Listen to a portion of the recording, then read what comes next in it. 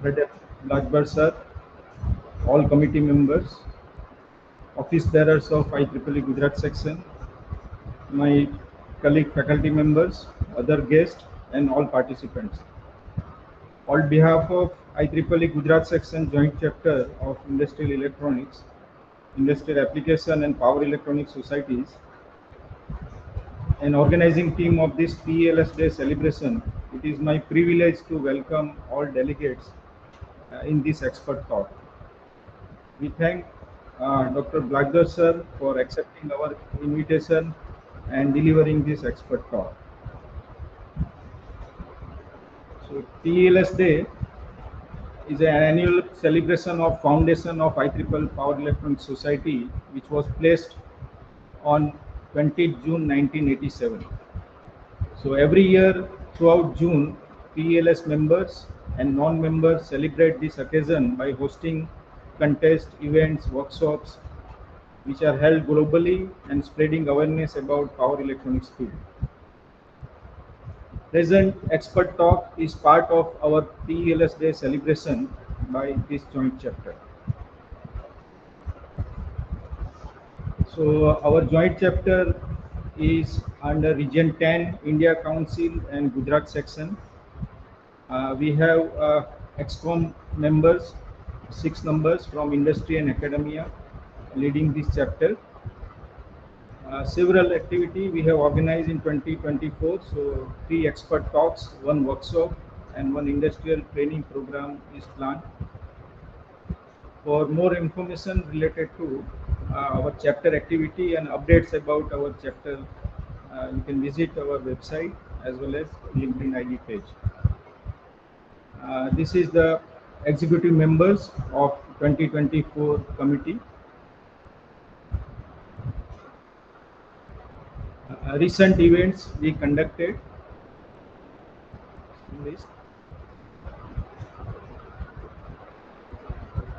And next we are coming up with fully industrial training on smart grid asset management, which is scheduled between 1st to 5th July 2024.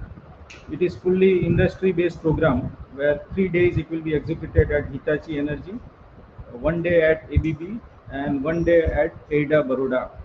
So this event will be our next activity. For this particular expert talk, we have more than 174 registration, and it is happening in online mode as well as it is happening in offline mode at 3 different locations. I'm sure delegates will enjoy their time listening the eminent speaker and discussing about power electronics technology for grid integration. Thank you all.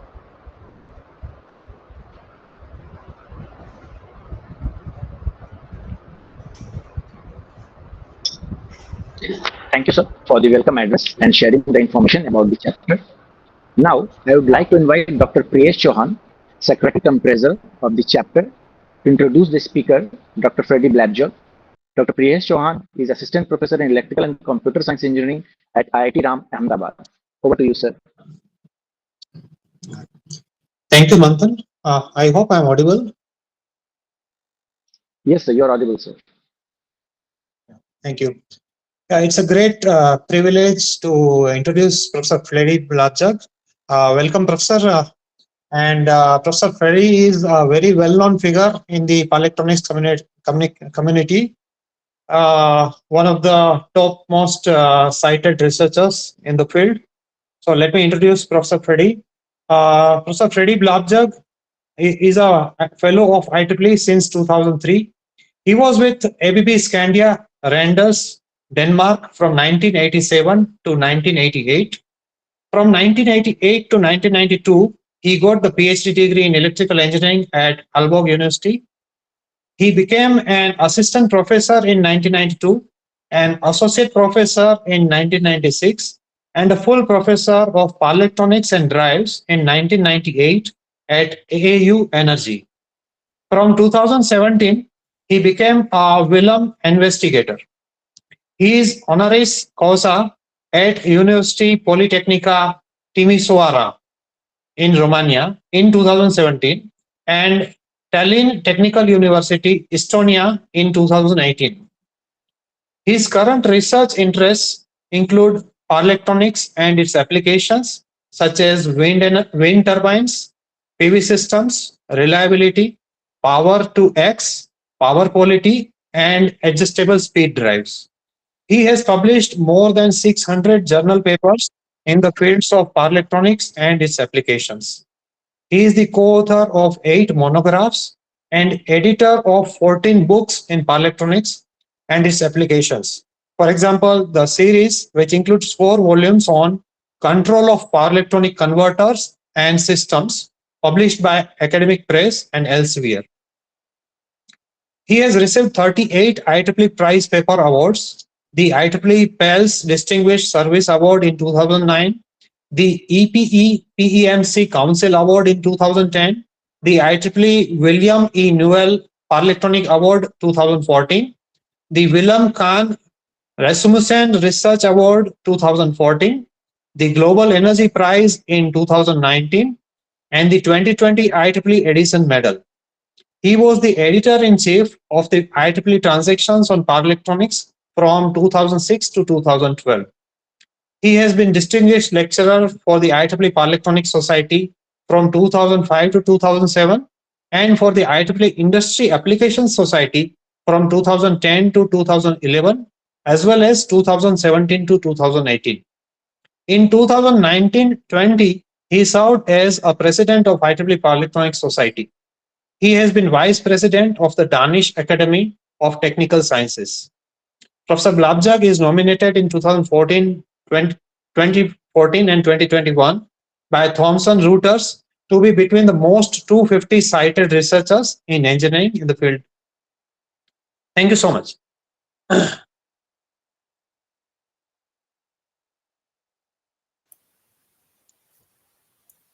Okay, should I just start or any more? Yes, yes, sir. Now, without wasting any time, we would like to invite for the day, Dr. Frede Blaabjerg for the lecture. I hand over the question to you, sir.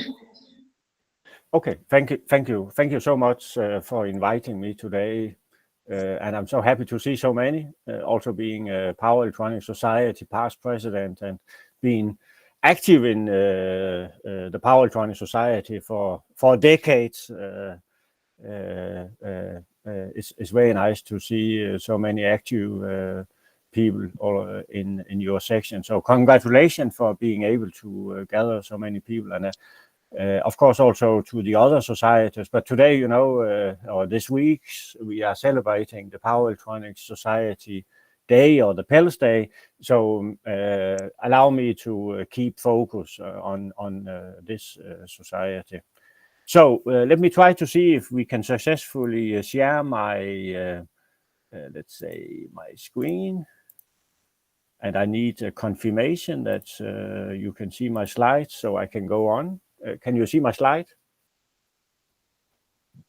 Can you confirm you can see my slide? One of you? Yes, Prof. Yes, it is visible. That's super. That's super. Great. Okay, so the topic for today is one of the topics I have been working with for many years, and which is under constant evolution, and that is the grid integration of power electronic technology. And I have to emphasize that this is especially related to the renewable generation, where constantly over the last decades we have seen, let's say, both improvements as in terms of possibilities, but also seen from the connection side, constant, let's say, evolving demands, which is going to, let's say, challenge the technology development. So let me just, before I start, give a short introduction to the place. I'm sitting here in Denmark, so this is around 8-9 hours to India from Copenhagen.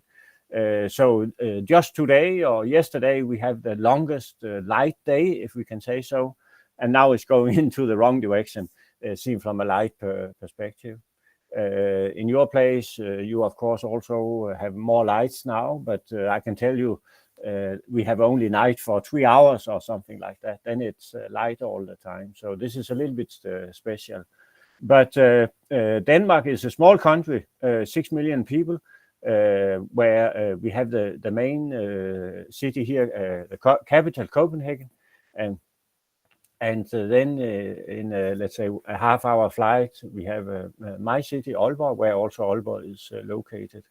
And Aalborg just this year became 50 years, and is one of the youngest universities in Denmark.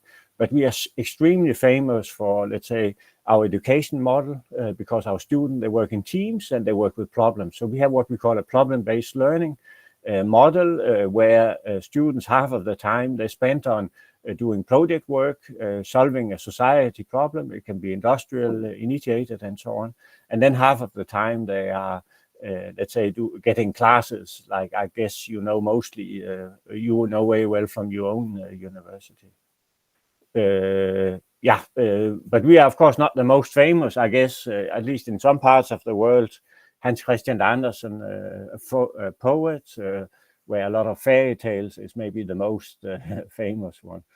Okay, the university, as said, is young, but we have in the last many years been happy to have good people in electrical engineering.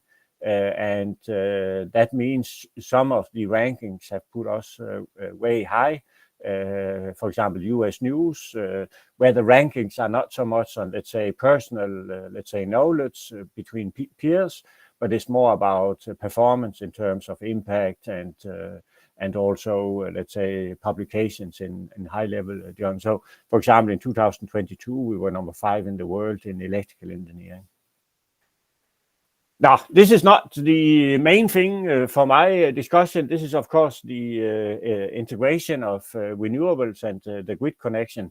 And if we look on a history perspective, there's no doubt that energy has been the driver of prosperity in the world. No doubt about this. And also all the technology development we have seen in the last 220 years, energy has been the, let's say, so the main driver to make possible that we are that amount of people we are on the world, and also we have this flexibility we have today. But the energy has come from the fossil fuel domain, and a little bit, let's say, forward thinking, I would say, is this picture here. You can see in the beginning it was biomass, coal to go, or you remember the damp engine and so on, a steam engine, of course. And then oil now is a big player. Gas has also come into play. And first now we can see slightly contributions from the, let's say, from the renewable. And this is, of course, a big challenge seen from the transition perspective, that there are still a way long way to go in order to mitigate the climate changes we have for the moment. I have seen that you have around 50 degrees C in your country for the moment, and many other countries are also struggling with that. So the planet is on alert.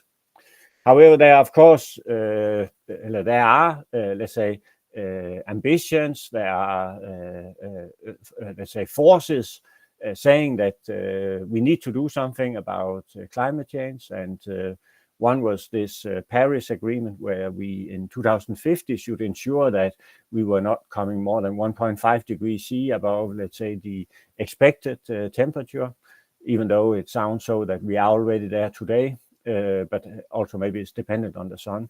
So the Paris Agreement is driving somehow, let's say, the development, as well as, for example, if I look locally, we have in Europe also what we call a Green Deal, and there are also some other follow-ups which are really trying to make a change there. So no doubt that the renewable is really on its move.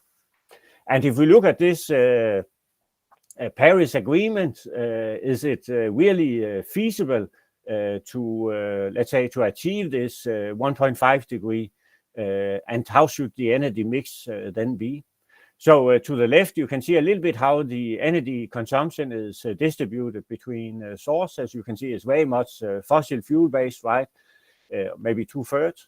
Then you also have biomass, like we also saw, and then 21% is only electricity, if you can say so.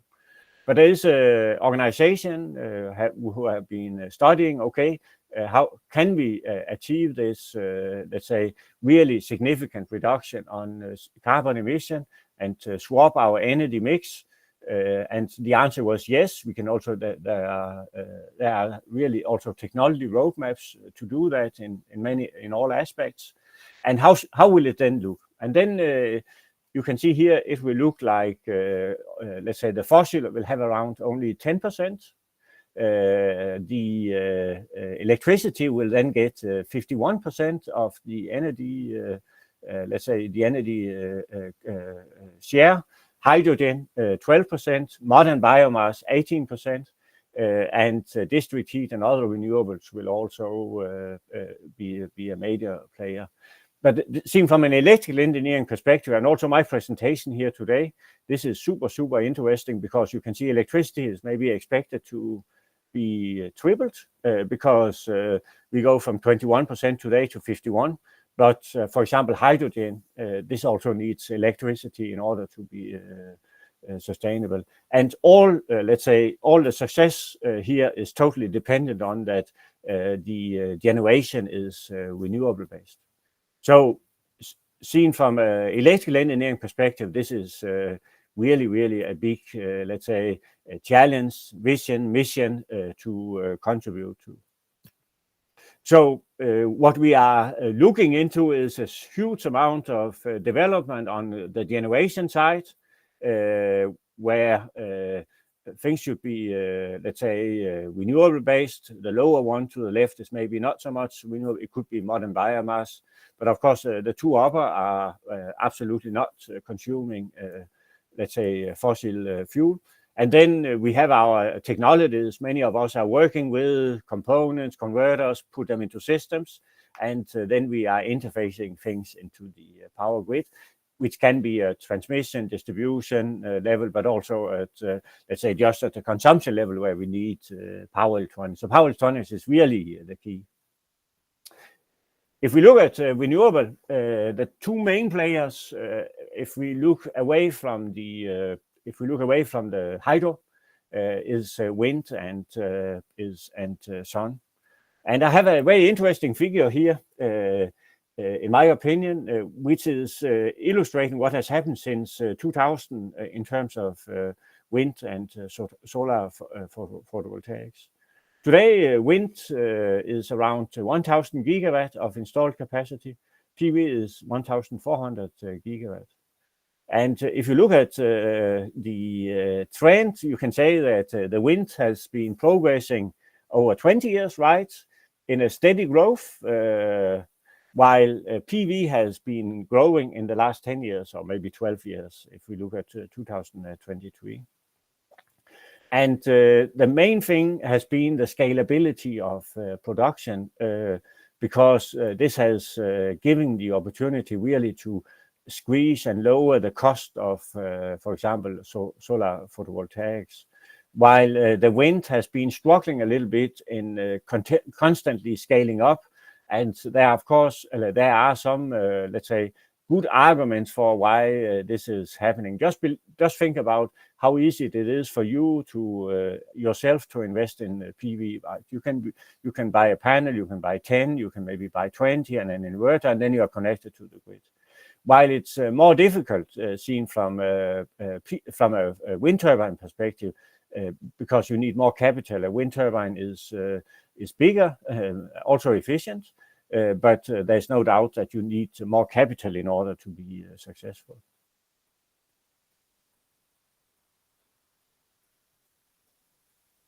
So if we look at the wind area, seen from a technology development, now I showed installed capacity from year 2000, but the wind turbine technology has been developing over the last 50 years, we can say. In 1980, we had 50 kilowatts, 2000, we had 2 megawatt. That was where we started to see any, let's say, installation significantly in the energy mix. And if you then look at 2024, we are installing 15 and maybe even 18 megawatt of wind turbines. And the main reason for, let's say, this development is that all figure of merits are indicating that size matters in order to lower the cost of energy.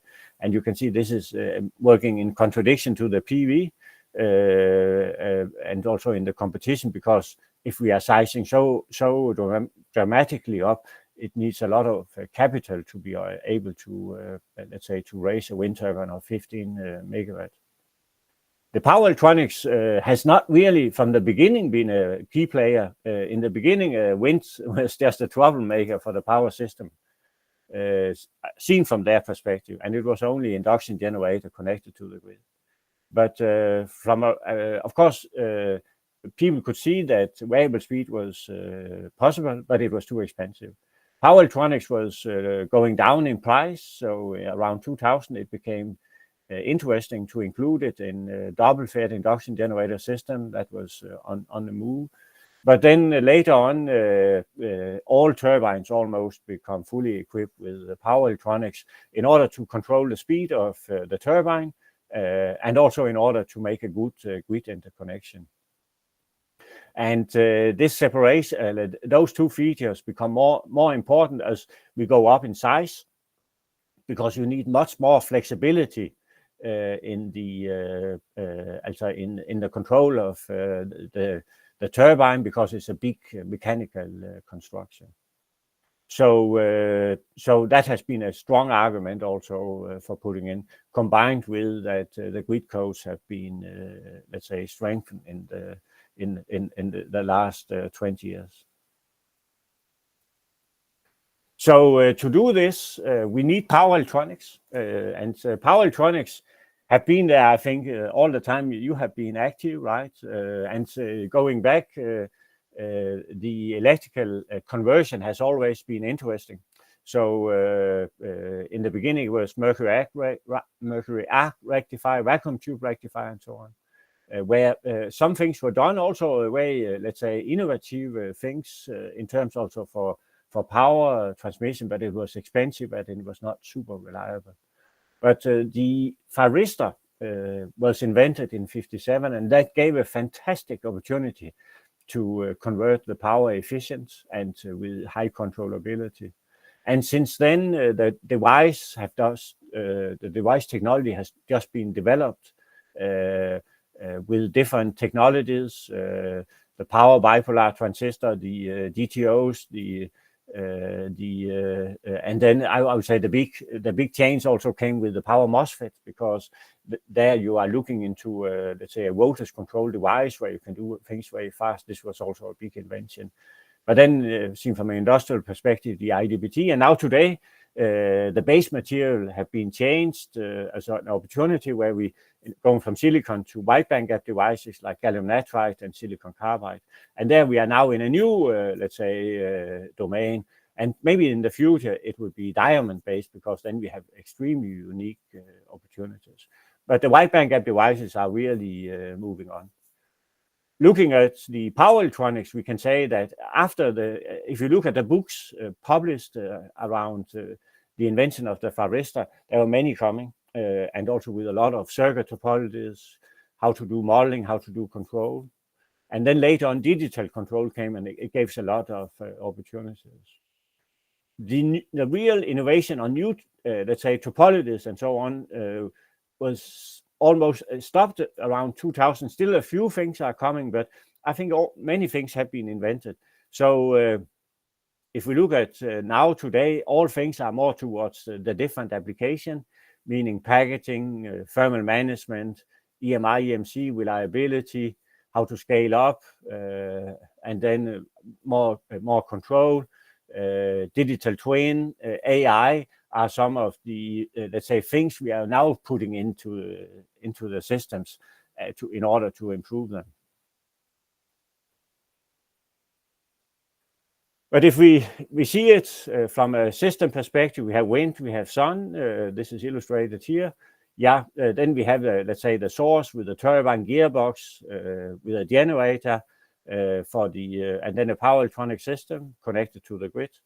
For the PV, yeah, that means AC to DC, DC to AC, or AC to AC if we can do so. If we look at the solar, then we have PV, we have DC, right? We have a DC, we have panels, and then we have a power electronic system in order to connect it to the grid. So seen from this perspective, there is no doubt that simplicity-wise, the PV has an advantage. And the technologies we are applying for that, the main technologies, I would say, for these things connected to the grid are the two converters you can see to the left here, where the two-level converter voltage source is absolutely the dominant, especially below 690 volt AC connection. And if we go up, but not only if we go up, but if we go up for sure, that the three-level MPC converter is extremely attractive, but the three-level MPC converter is also very attractive for the PV because of the ground current plus the let's say the three-level output, or gives a much better let's say filter seen from a cost perspective.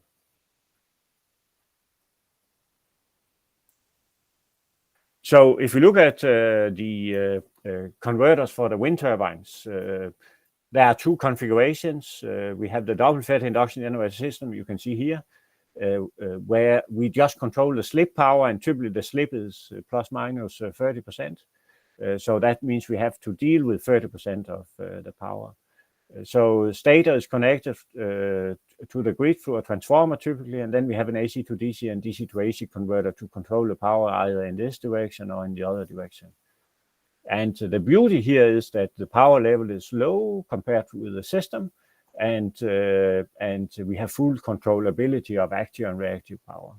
The challenge in general is that if something goes wrong on the grid, you see that directly in the generator, and we have to deal with that by the converter.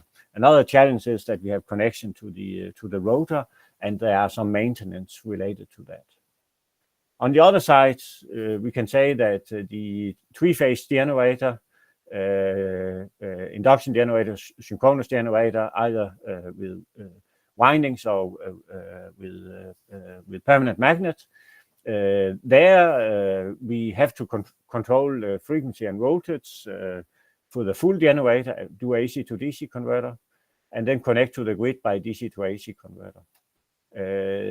This, of course, has to convert the power twice, full power. At the same time, it also gives the clear advantage that we can control the two systems independently, also the grid independently of the wind turbine, and especially in the tricky grid conditions, this can be an advantage. And things are, especially for the big systems, this is moving into this direction. And here are the topologies typically used. I have also showed a little bit before, also the two-level converter back-to-back with filters typically on both sides. If there are, let's say, a voltage source at the generator, then we do not need to have an active part to the generator. So we could just use a rectifier and then a boost converter to boost up the voltage and then do the grid connection. I would say most are moving into this direction here, I have to say, even though cost is important. And then if we go up in power, we cannot just, let's say, rely on one converter. So we put them in stacks. So that could be in case that, for example, you have a 10 megawatt, then you have stacks of 2 megawatt each. Can be configured like this, or it could also be on a totally common DC, but it could be configured like this.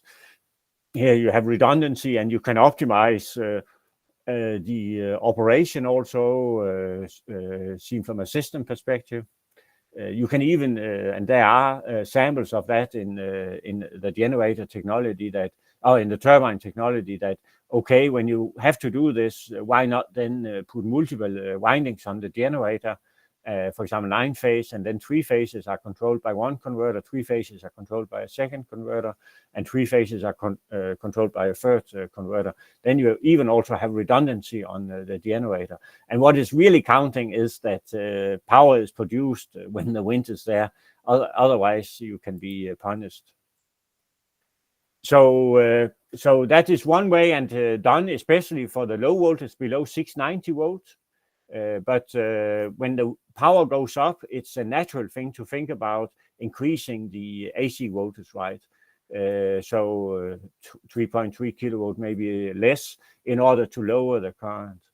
And in that context, the multi-level converter NPC is absolutely a very relevant one to look upon. So it could be that if you have a 10 megawatt, you have two MPC converters with 5 megawatt each, or even just one. But of course, you can think about redundancy. And it's also possible, for example, to do it like this, where we are applying 8 bridges on each phase, and in that way be able to run. And there are also some advantages with redundancy and so on if we move into this direction. And what we could imagine is, of course, also that the generator is moving away from being, let's say, low voltage but higher voltage, or we can also think about, let's say, building blocks as such.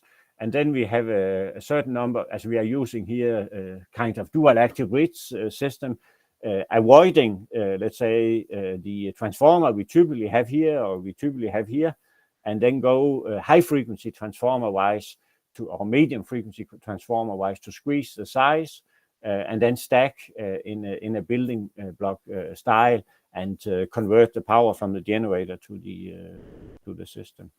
And then, of course, we can think about applying also for generators and generators with high voltage to apply MMC converters, as where we have a number of cells in order to handle a certain amount of voltage. And in such case, maybe we could imagine that we do not necessarily need to have a big transformer here, or at least just one transformer stage in order to go up to the high voltage. So looking at it, seen from a, let's say, a technology perspective, what we have here is the standard solution, where we have a low voltage wind turbine, and I have to say it's really the dominant voltage level, 690 volts, and everywhere, if we can say so. Move into the medium voltage for the very high ones, we see this, and the future could be, but of course it's not cheap to develop this technology. However, the solution could be, okay, let's avoid the transformer we have here, and then do directly connection to the collection grid, like illustrated here. And this collection grid could have a voltage range between 12 to 66 kilovolt, for example. And there are absolutely interesting features, like the cooling, as we expect, higher efficiency, less copper. But of course, also there are significant new ways of thinking in the nacelle, because we have to have safety. There are safety issue when we go up insulation systems, and depending on where we place those technology here, we can also have salt water, which can affect the performance of the system. We put them into together. When we put them together, then they operate together, so they behave like a big generator, right? And this we can do, let's say, with a double-fed induction generator system. This we can do also with the permanent magnet and full-scale generator system, in order to be able to really have bulk production, and we have one PCC, if we can say so, connected to the high voltage AC grid. And then, depending on where we locate it, we need maybe additional compensation, and that could be a STATCOM, that can be an SVC, that could also be storage involved in that. And then if it is far away in the ocean, then we need to transmit the power, and if the distance is too high, we need to go into DC, and then we apply HVDC transmission system with 2 stations, and then a cable, which then is able to feed the power. And in such kind of solution, we have, of course, the Farista classical LCI system, but more and more are moving into what we call a voltage source system. This one a current source system. This here is a voltage source system, giving the opportunity of adding extra features to the system, like a black start, and there are many other features. However, of course, counting components and many other things, the Farista substation is absolutely an advantage. If we go to the PV area, we can say that here the scale or number of power converters are huge. We have panels which have a converter. We have panels. We have both a DC-DC and DC-AC converter. So this is what we call a module converter. So here you have a big room for coming with ideas. Then we have panels with DC-DC converter. We have a common DC bus, and then we go to DC-AC. Here is a kind of DC grid. Then we have the string system with 1 string, and DC-AC, multiple strings, and then DC-AC. And here we see 250, 300 kilowatt of system. And then we also have central inverters, where it becomes more and more like a synchronous generator in order to do it. The common thing is, of course, that we have DC and to deal with, and then we have to do the DC to AC conversion. Here are a few samples of, let's say, converters in the market. As we have microinverters where we go from DC to AC. Here you need to boost the voltage, because typically the voltage here is low and we want to go into the grid. So we have to have inductances and boost the voltage. We could also just have what we call DC optimizer. So then we are feeding the power into a DC grid, and they be with transformers, without transformers. Mostly we prefer without transformers to have a high efficiency and have a low material cost. But what of course comes is that we put them more in strings anyway, because series, because when we do it, it's also an advantage. We can increase the voltage. We have a bigger power plant, and then we just need 1 converter.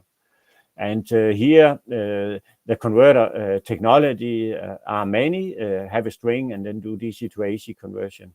What is needed to have in mind when we do with galvanic isolation, this is really what we want to do, is that, the panels here, of course, they have a big surface area. So if they have a big surface area, there is always a risk that we have, let's say, capacitive coupling to ground. And if the voltage here the switches here are turning on, turn off, then the voltage here will also jump up and down, and that means also the voltage at the PV modules will jump up and down. And if we are not careful, then we will have a lot of circulating current.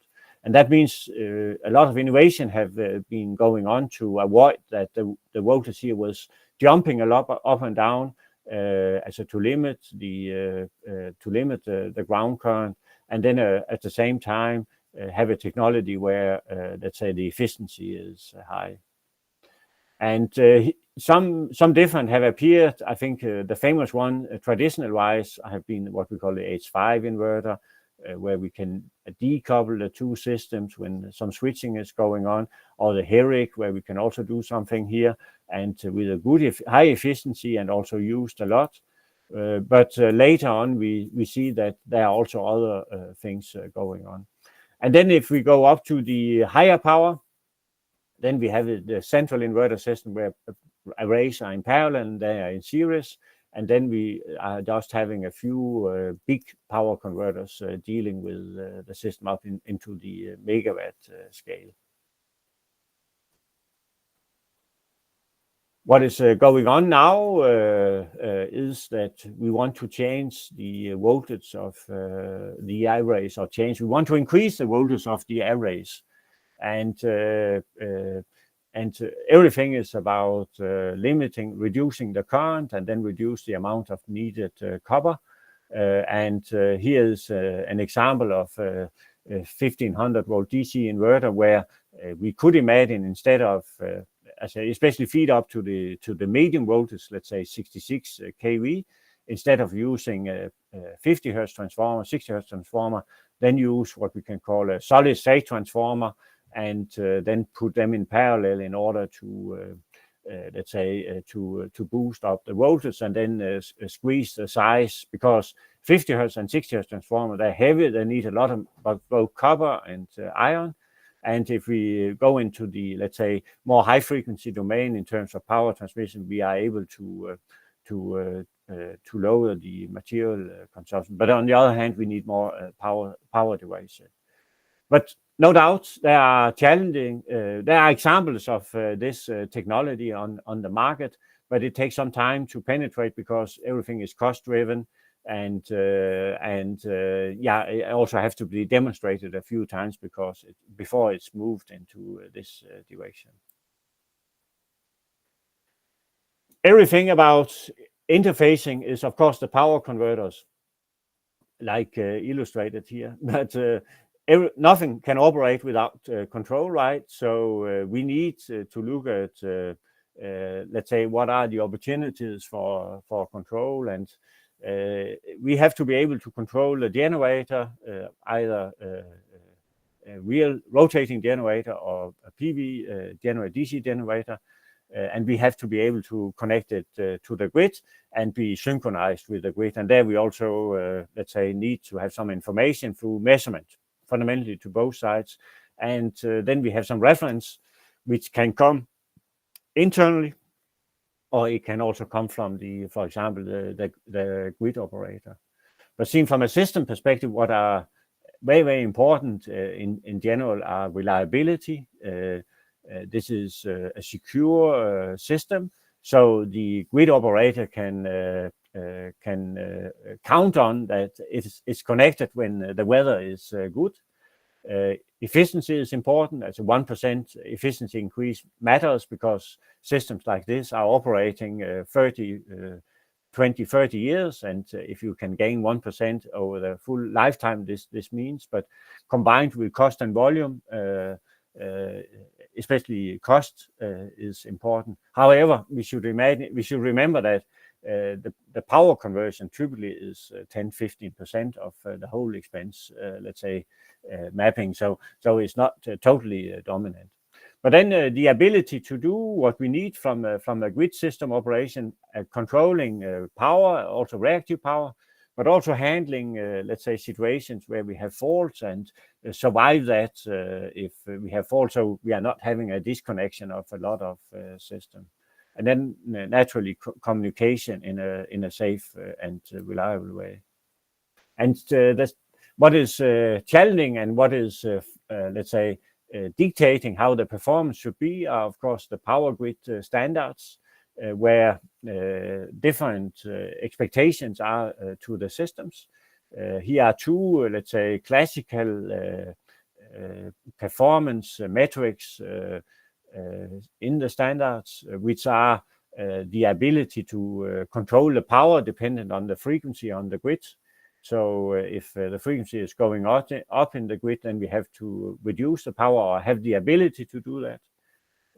And in the case that we also need to control the voltage at the PCC, we also expect the system to be able to control the reactive power, either overexcited or underexcited, and in that way, let's say, control the power flow in the grid. So if we look at the budget for the power budget for the converters, we can say that that is increasing the amount of current we need to have flowing into the converter. The one which is tricky and of course important is the cases where we have faults, and especially the low voltage ride-through capability are really putting demands on the system we are going to design. And here are standards from different countries in terms of demands, Denmark, Spain, and so on. But what is interesting to see is that the converters should stay alive, for example, at 0 voltage. So 0 voltage, you don't know how you should synchronize in that case, right? Should stay connected 150 milliseconds, and yeah, you know, one cycle is 20 milliseconds, so it's 7.5 cycles. You should stay connected, and then even stay connected when the voltage recover up to, let's say, 1.5 seconds. And that, of course, demands something to the system. But on the top of that, it's also a specification that you should be able to provide reactive current into the grid when the voltage is decreasing. So in the case that the voltage is 50%, you have to provide 100% reactive current. And even down to 0 voltage, you should provide 100% reactive current. And you can imagine for the double-fed induction generator system, this is a little bit more tricky to be able to do that compared with that if you have a standard voltage source converter where you have no connection, for example, to a big generator. And the reason this of course is specified is that if you provide reactive current, then you can also, let's say, inject and have voltage in the system. One of the big discussions now is that when we see this amount of renewables being put into the power system, then we are, let's say, taking out our synchronous generators, right? So, and the synchronous generators, they are voltage source converters. While what we typically integrate into the grid is current source, so this is more voltage follow converters, and a grid following converter where we have a synchronization unit as a PLL or whatsoever, which let's say demands that we have let's say a grid voltage available. So that means we know we have a grid, and then we are feeding active and reactive power into the grid, so this can be equivalent with the current source. But when we take the grid components out, the synchronous generator, we need to have power converters which can act like a voltage source instead. And this is what we call grid forming converters. And then those converters here are able to, let's say, form the grid. It can either be a voltage source, and it can be controlled in different ways, group control, like it can be power synchronization, and there are also other ways of doing this. And this is also a challenge because if you a current source, then you can control active and reactive power. You can do that according to what is coming from the source, which is the PV or the wind.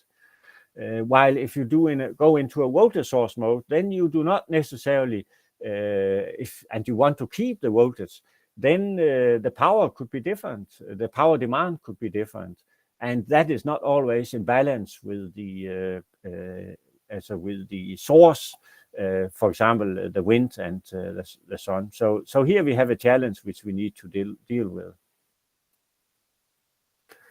And then in that context, of course, other components are coming into play. Here is just shown a simplified, let's say, system with two turbines that can do many things. We have the skills from the grid codes. We can do over-excited, under-excited, and so on. But what could also be, and what will come more into play, is the ability to have storage, much as at the PCC, and then also it can take part of different features. For example, this ability to operate grid forming, but a storage system can also help to say to start up a grid in case that the grid here is disappearing, and in that way we can do a black start as such. But of course also there can be thoughts about optimizing the operation here, both according to power pulsations at the grid, as well as also dependent on, let's say, how is the market situation in a given condition. So flexibility is really coming by the introduction of a lot of storage.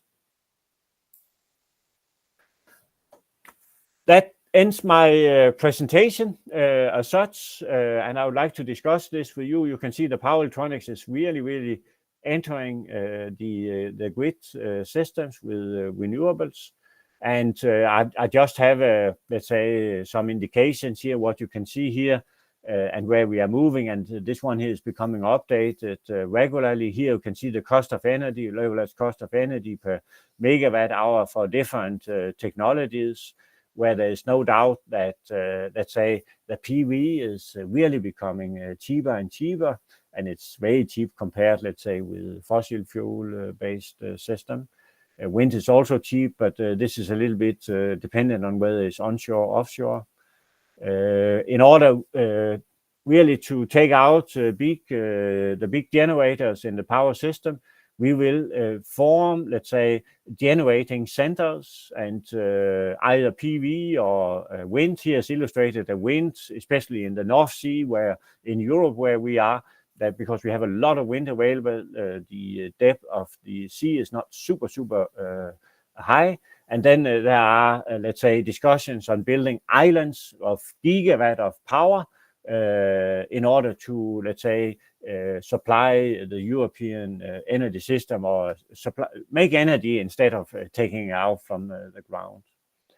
And there are, of course, serious, let's say, discussions in that respect, because if we want to have connection to the shore, long distance, then there are also expenses related to that. And then the alternative is to think of that, okay, in very large distance, why not convert the electricity into hydrogen and maybe process further? So maybe we have e-fuel, or we have just hydrogen, and then either by a pipeline, because there you have a higher power capacity, or we could imagine that we can come with ships and then fill them up, and then let's say sail away like we do today when we dig up oil from the ground.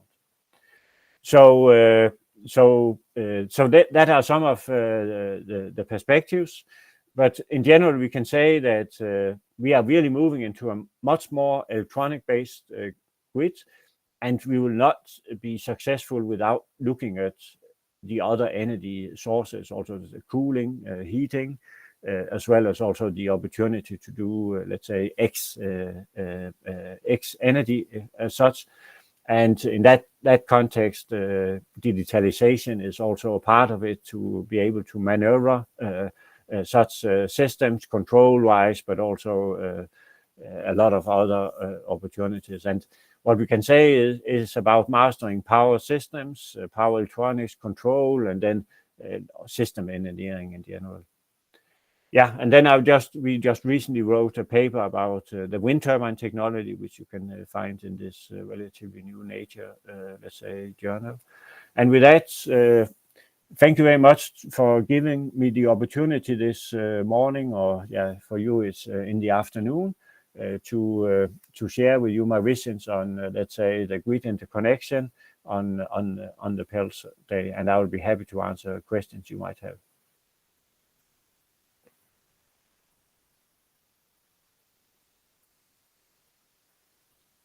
Thank you, sir.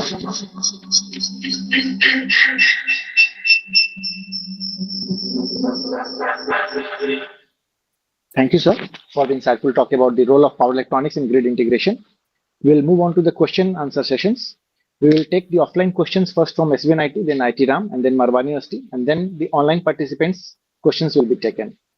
The questions from the SVNIT are: the question, any offline questions? We will move to ITRAM, to Dr. Priyesh Chauhan, for any offline questions from that session, sir. Yeah, so all the participants are joining in online mode only, so we can allow them to question through online, through chat box maybe. Thank you. Sure, you're welcome. Okay, sir.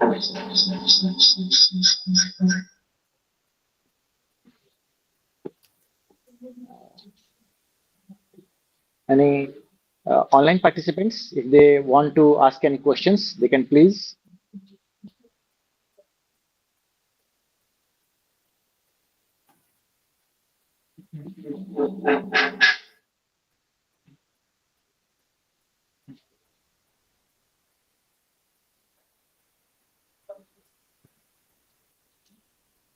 I think there are some raised hands. Should I? I think one called Arnold and Anil.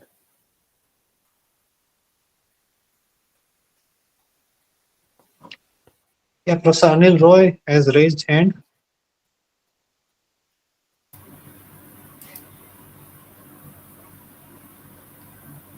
Yes. Professor Fred, thank you very much for this insightful talk that you gave on the occasion of PELS annual day. So my question is, it is related to solar energy, particularly related to solar panels.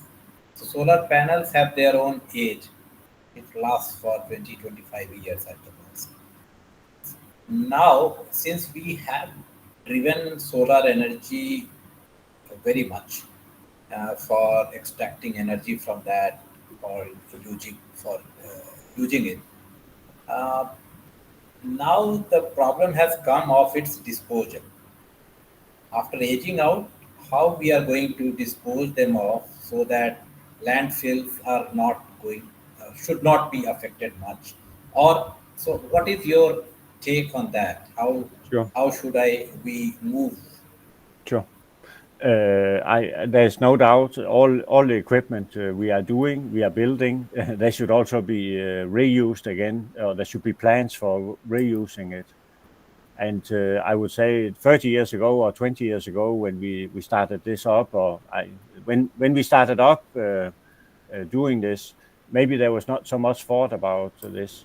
But in my opinion, and that's also what I understand going on in different regions of the world, is that there is also a demand for taking the plants down again. And you reuse as much as possible. So if you take panels, we have glass. If you take, let's say, the panel silicon, this should also be somehow reused. So the whole way through, we should think about recycling what we are doing. For the wind turbines, there are a lot of activities on that now. For the modern technology, there was not that so much in the past, but then there are also solutions coming to take care of what is not so easy to reuse. So we should have this in mind, and this should also be in the calculation of, let's say, levelized cost of energy, like it should be when we calculate what is the levelized cost of energy when we introduce a nuclear power station, for example, and when we are introducing coal-fired power plants. It should be exactly the same, that there should be 100%, let's say, taking down plan for the whole thing. So what is your futuristic vision about coming up the technology of solar panels in form of thin film or in form of paints? We have been hearing about this, but so far either its efficiency is not good or the technology is not right. So what is your... Now, we see some thin film, we see the crystalline to be the dominant one. And I think as it is now, as we urgently need a lot of capacity, we should get that capacity up in a hurry. We cannot just wait until we get 10% more or something like that. So we should take what we have, make it cheaper, have a plan for reusing it, and then continue to see if we can. There are also perovskite. There are many other, let's say, material which are of interest, right? And this has to be run in parallel in order to see if it can be competitive, seen from a market perspective, because the market is really running this now, also in my opinion, and we need capacity according to my philosophy. that we should change our energy, let's say, energy production. Thank you very much. Thank you.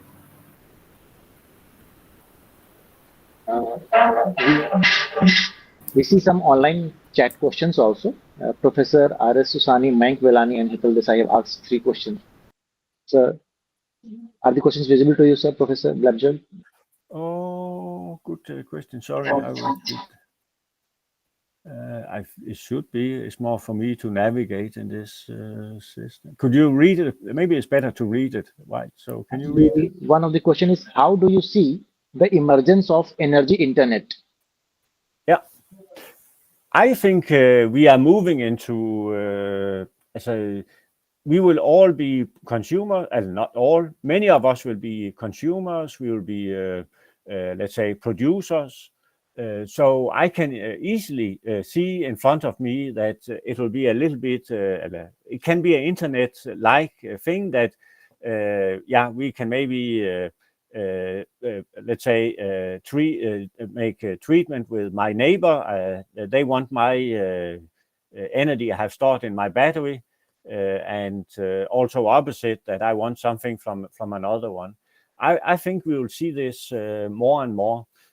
Whether we will get a completely, let's say, ecosystem like the real internet, this I'm maybe a little bit more doubtful about, because so far, let's say, it's as a moving energy from A to B can be costly if the distance is high. Moving, let's say, a byte from A to B, of course, it costs some money, but the cost for that is not as high as it is to move energy from A to B, as let's say if it is 1,000 kilometers. So there are some physical limitations, but I can easily imagine for me that we have an internet-like, let's say, marketplace where we can buy and we can sell our energy to, let's say, private people without necessarily going up to the big systems.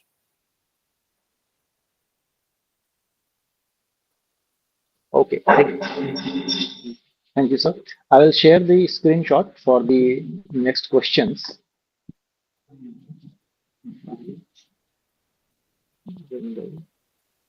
Sure.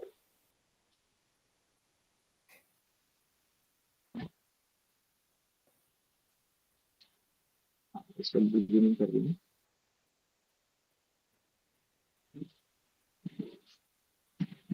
That was in that, yeah.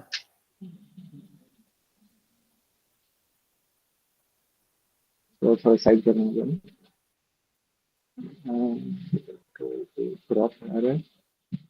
Okay. So so here is which type of inverter topology are preferable for integration into the grids, large voltage operating range, battery voltage, for example. Okay, it's not 100% clear. I guess we have a battery voltage which is a little bit low, and we have a grid voltage which is a little bit high, and dependent on, let's say, the power level, we are having different technologies. So what I could imagine is we have a system where we have a, let's say, a buck boost converter technology around the battery. If it's only 5 kilowatt, I think this can be done. So that means we can have power in both directions. And then we have a 2-level converter or 3-level converter to interface to the grid. The 3-level is interesting because there are some grounding things which are more easy to deal with. Plus, the AC filter is also much more easy to. It's good to deal with as such, but of course on the expense of a little bit more devices. Otherwise, it would be a 2-level converter. Stabilizing the DC link voltage for the PV inverters in grid type mode. Yes, we assume typically that we have typically a stabilizer to the DC grid because then we can do maximum power point tracking of the panel all the time. So this is what we call power optimizer or something like that. Then we have a relatively constant DC voltage, which typically is higher than the phase voltage of the grid, and then we can feed power into the grid side. So stabilizing the DC voltage by a power optimizer, I think this is a very good idea, and that can be a boost converter, for example, doing that. Yeah, and then how to solve the capacitor life degradation.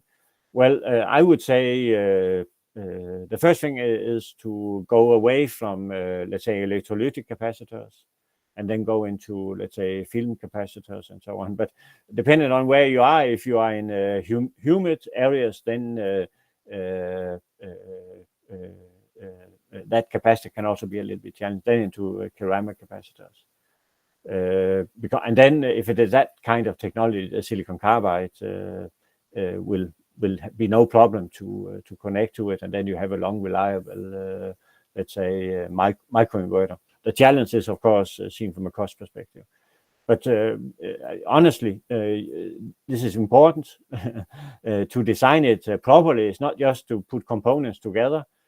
So if you want to design for a lifetime of 20 years, which could be expected for a microinverter, then you should select the components so they are able to survive that time. Electrolytic capacitor in this time span is a little bit challenging. So you have to change capacitor technology.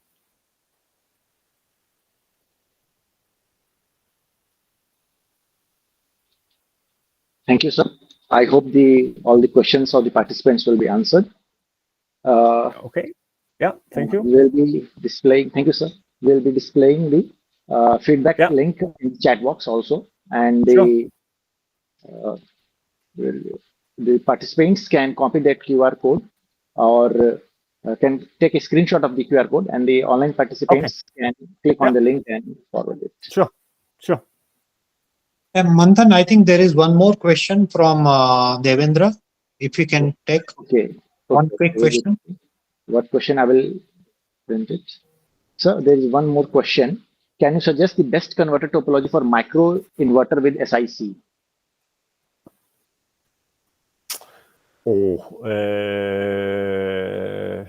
Not directly. So my general let's say comment is keep it simple. Try to have as less component as possible. So just saying this one is the best for SiC, I think it will also depend on whether you are going for, let's say, a transformer-less, or you're going with a transformer-based technology. So, but you are welcome to mail to me, and then I'll try to dig a little bit down to it. But it's absolutely relevant, and often it is so that when we do this comparison, we forget to take the whole 360 degree. We maybe just do a component, count them, and so on. But everything is also related to, let's say, the filter we need to put in, and so on. So we should be very careful just to look at the simple components for the topology, but also what is needed around it. And that is evolving as silicon carbide gives higher switching frequency, and then we can go up. I would even say GaN is interesting here, right? GaN can switch much faster. And if we talk about a microinverter, we are maybe going to 110 volt or 220 volt, and that fits also to, let's say, to this, and maybe even higher switching frequencies. And then maybe another topology. Okay. Thank you, sir. For the participants, the feedback format shared in the chat box, and I will be sharing the QR code for the offline participants also. And we'll be waiting for about 10 seconds to allow them to capture the photograph.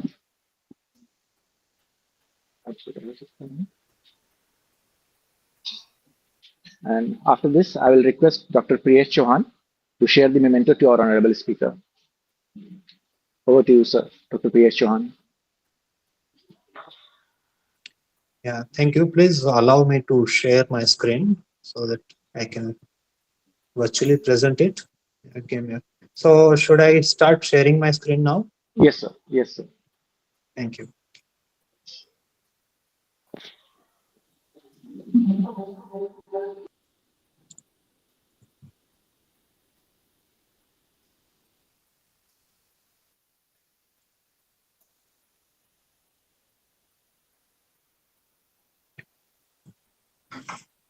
It's really an honor to present the memento, of course, virtually on behalf of our chapter. So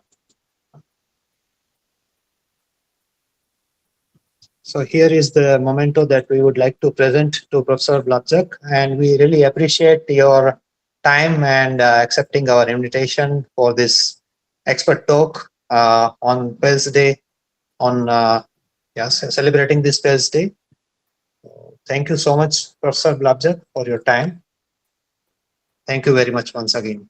Thank you. Thank you for the invitation, and it's a big honor for me to be by you. So and excellent organized. So thank you very much. Now, as we move toward the conclusion of the event, I would like to invite the immediate past chair, Dr. Anil Kumar Roy, Dean Alumni and External Relations, DIICT Gandhinagar, to share the vote of thanks and conclude the session. Over to you, sir, Dr. Anil Kumar Roy. Okay, thank you very much for inviting me for this honorable part of the session. And vote of thank is certainly an honor for me to give to my audience, to my speaker. So before I start, Fred or Frede, how do you pronounce your first name, Fred? Frede. Frede. And Yep. your surname? Blaabjerg. Blaabjerg. Yeah. Blaabjerg. Danish. Okay. So to start with, let me thank Frede for giving us such a wonderful talk on the occasion of PELS Day. I was seeing his profile on Google, and I was amazed to see that each year he has got a citation of more than 25,000. So that is that itself establishes the profile of the person, the profile of the researcher, the type of research you do. So we are quite obliged and honored to have you on this occasion to giving us this lecture for our audience. The second thank I would like to give to the audience. I was watching the number of participation online, and it was quite interesting. It peaked at 72 at one time, and it never fell below 65 throughout the talk when Frede was delivering. So it itself says Frede how engaged our audience were throughout the talk. That online participation never fell below 65, and I am seeing that in NIT Surat premises where people are sitting in the auditorium. There are more around 20-25 people who are sitting in the auditorium, and I am pretty sure that in another location of Marwari University, Rajkot, there must be around the same number, 20 people sitting there. So all through your session, Frede, we were more than 100 people, over 100 people who were attending your talk, and that gives us a good confidence that the quality of your talk was quite excellent. And I thank all the audience, online, offline, from wherever you are joining or you are attending this session. I thank you on behalf of the organizing team for taking your time and listening to the talk carefully and not escaping from from online side. Uh, so that is wonderful. That is wonderful. Thank you so much. Then I also thank the organizing committee, particularly the chair of our joint chapter of IES, IES, and PELS, Dr. Mullah, whom I am seeing that he is sitting in the front row in checkered shirt from NIT Surat. Priyes is our secretary contractor. Priyes is here. Amit Ved, you can see in his screen. Amit is our vice chair of the chapter. So we all are here to welcome also, and these are the people who are behind the success of coordinating this event, for the audience and for the speaker also.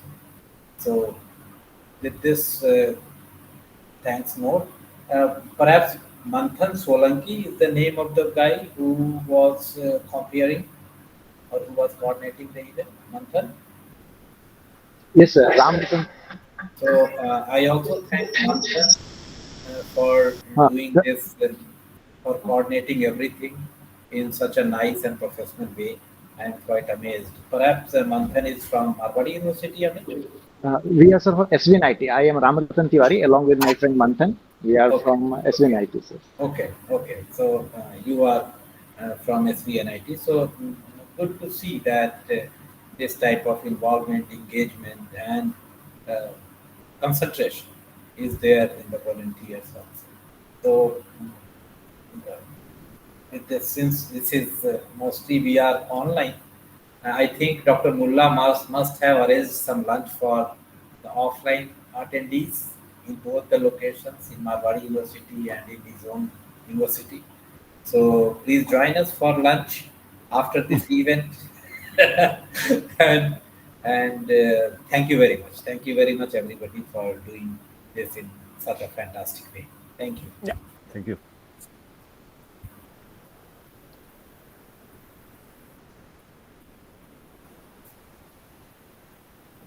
So, Dr. Mullah, what is left now? So just we can close the session, sir, now. Okay, have a nice day. So, Frede, once again, Oh, thank you very much. Thank you very much. Another time. Yes, so we will meet sometime, someday, somewhere. With this hope, we are ending this. We are ending this session. This year, I will come to PEDS in December. Oh, okay. In India. Okay, so if you let us know, we will call you here also in our part of India. Okay. And we will have a physical session here. Okay. Yes. So okay. Thank you. Have a nice day. Good luck with all research. Thank you.